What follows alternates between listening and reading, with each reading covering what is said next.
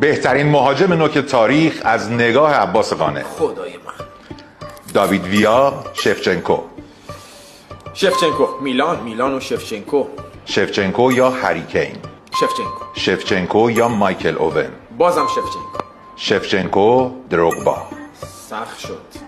من رو شفچنکو میمونم به خاطر اینکه مهدی اگر بازیاشو خودت هم بالاخره به خاطر میاری قطعاً بی‌نظیر بود این آدم، از هر توپی گل میساخت، ولی خب سخت بود واقعا بین این دو تا انتخاب. من رفتم سراغ شفچنکو یا کانتونا. سن من به گونه‌ایه که بازیای اریک کانتونا رو ندیدم، یعنی الان کلیپایی ازش میبینم. من باز هم همچنان رو مسیر شفچنکو میمونم. شفچنکو یا باتیستوتا. باتیستوتا، لواندوفسکی. لوا 37 سالشه، هنوز داره واقعا مثل یه موتور گلزنی کار میکنه. لواندوفسکی یا کلایورت. لواندوفسکی یا یان کولر. خب اونم تو دورتموند خوب بود، برای چک خوب بود. لواندوفسکی یا میروسلاو کلوزه به خاطر درخششش با آلمان ها در جام جهانی. تو بحث گلزنی ببینید کار سخت میکنی مهدی.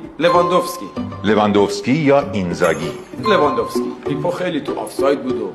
لواندوفسکی یا آلن شیرر. این انگلیسی هم خیلی قابل احترامه. خب تو دوران حضورش تو نیوکاسل هم خیلی خوب بود، ولی من همچنان میگم به خاطر اینکه لواندوفسکی تو این سن و سال اینقدر عالیه، رو لوا موندم هنوز. لواندوفسکی یا زلاتان ابراهیموویچ. خصوصیت مختلفی در نظر میگیرم. زلاتان یا نیستلروی. زلاتان یا رونالدوی برزیلی. من رو زلاتان مونده بودم، هم سر یه سری خصوصیاتی در کنار گلزنیش بود، به خاطر این تو دو مرحله باهاش اومدم جلو. رونالدوی برزیلی از اینجا به بعد. رونالدو یا گرد مولر.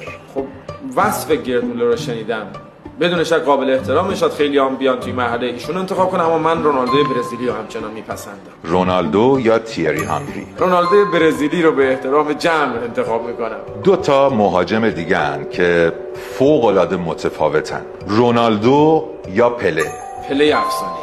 پله یا آخرین مهاجمی که اینم تو نوع خودش افسانه‌ایه، کریستیانو رونالدو. پله عزیز روحت شاد. کریستیانو رونالدو.